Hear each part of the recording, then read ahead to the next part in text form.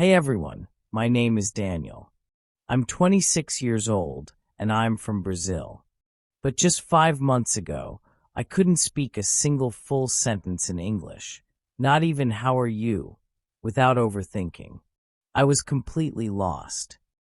Today, I want to share how I learned English in just 5 months. No expensive classes, no traveling to an English-speaking country, and no wasting time on useless methods. But this isn't just my story. It's your story too if you've ever felt frustrated, stuck, or embarrassed because of your English. I've been exactly where you are. And if you listen to my journey step by step, I promise you'll understand exactly how to improve your English. Let's go back to the beginning. My journey didn't start with motivation. It started with a big failure that changed everything. I always dreamed of working for an international company. My goal was to become a software engineer at a big tech company. I loved coding, I was good at it, and I worked day and night to be the best. After years of effort, I finally got my chance. I applied for a huge company in the US and the recruiter emailed me. "Congratulations, you're selected for an interview." I was thrilled. I imagined my new life in another country, earning a great salary, working with brilliant people. But then the interview happened. I still remember it clearly. I opened Zoom, and there they were, 3 native English-speaking interviewers. As soon as they started talking, it felt like someone had hit fast forward on their voices. I couldn't understand anything. The first question was, "Daniel, can you tell us a bit about yourself and your experience in software development?" I panicked. I knew what I wanted to say, but the words wouldn't come. I mumbled, Yes I am. Software. I do coding. Many projects. Good. I am very good." They looked at me silent. It felt like a knife in my stomach. They asked another question, but again, I had no words. Finally, one of them smiled and said, "All right, Daniel, thank you for your time." I knew what that meant. I had failed. Not because I wasn't good at my job, but because I couldn't speak English. That day, I understood something. English wasn't just a language. It was the key to my dream, and I didn't have it. I felt ashamed, embarrassed, angry at myself. For years I told myself I didn't need English. I believed being good at my job would be enough. But now I knew the truth. Without English, I was invisible. That night, I made a decision. I would learn English, and I would learn it fast.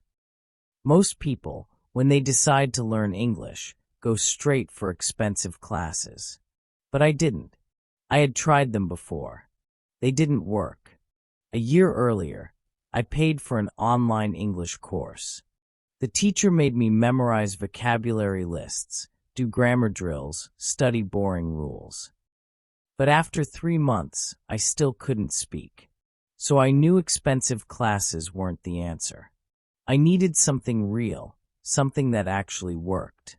And that's when I created my 5-month method. Here's what I did. Part 1. The first 15 days.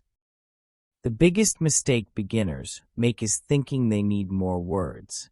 I thought the same, but I already knew hundreds of words. I just couldn't use them. So for the first 15 days, I didn't study any new vocabulary. Instead, I focused on using the words I already knew. First, I made a list of 50 simple survival sentences that I needed in daily life. "Hi, how are you? Can you repeat that? I don't understand. I need a coffee, please." Every morning, I read those 50 sentences out loud, not once, but 10 times. My tongue felt slow at first, but after 5 days, those sentences became automatic.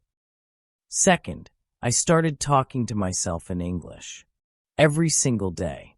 In the shower, I'd say, "I'm taking a shower. The water is hot. I feel relaxed." While cooking, I'm making eggs. I like eggs. They're easy to cook. I felt silly, but this became my private classroom, no one to judge me. After a week, I noticed my brain was starting to think in English. Third, I practiced 5 sentences a day for movies or real conversations. But I didn't just read them, I copied them exactly. Same speed, same emotion, same pronunciation. This helped fix my accent and made me sound more natural. By the end of 15 days, I stopped translating in my head. I could speak basic sentences without hesitation. And that's when the real work began. Part 2, real practice begins. After those 15 days, I was ready for the next step. I wanted real conversations. I wanted to understand native speakers without translating. So I created a new plan that changed everything. I used something I now call the question-answer method. I asked myself simple questions in English and answered them immediately. Then I repeated them with different answers. For example, what did you do today? My first answer was, I worked. But I pushed further. I worked on my project for 3 hours, then I took a break and had coffee. I added more detail each time. This trained my brain to speak without hesitation. I did this for 30 minutes a day. My fluency improved fast. Next was pronunciation. Even when I spoke English, my accent was strong. So I used the echo technique. I listened to native speakers in movies or podcasts, paused after each sentence, and repeated it exactly. Same tone, speed, emotion. It was hard at first, but after repeating 10 times, I started sounding like them. After a month, even native speakers said my English sounded natural. For vocabulary, I used the story method. I chose 5 new words a day, created a short story using all 5, read it aloud 10 times, and used the words in real conversations. For example, excited, invitation, party, arrive, surprise. My story. I was excited because I received an invitation to a party. When I arrived, I got a big surprise. It was my birthday party. I learned over 1,000 new words in 3 months without memorizing lists. I also trained myself to think in English. I described things around me. The sky is blue. The weather is hot. That man is wearing a red shirt. I asked myself questions and answered in English. I wrote a journal every night. Slowly, English became natural. I made one rule: speak English for at least 2 hours a day. If I had no one to talk to, I talked to myself. No time. I spoke while walking, cooking, or cleaning. No excuses. English was my future. Part 3, final breakthrough. Listening and speaking helped, but I needed to understand grammar too, especially how real English works.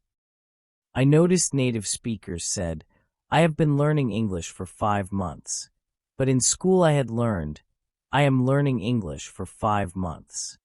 That was a big realization. School English and real-life English are different. I began studying the structures I heard. I asked, why do they say it this way? I kept a notebook for confusing grammar and prepositions. On the bus, in the car, at night, in the morning, I researched and practiced them. I started copying the writing style of native speakers by reading blogs, books, and articles, then writing my own daily journal in that style. I also used shadowing, repeating what native speakers said in real time with headphones on. 20 minutes a day, every day. My pronunciation improved fast. I watched English movies with subtitles, paused after each sentence, repeated it, focused on tone and rhythm. My English became smoother and more natural. Then I tackled the biggest challenge: confidence. A lot of people know English, but they're scared to speak. I made a decision. I would not be afraid of mistakes.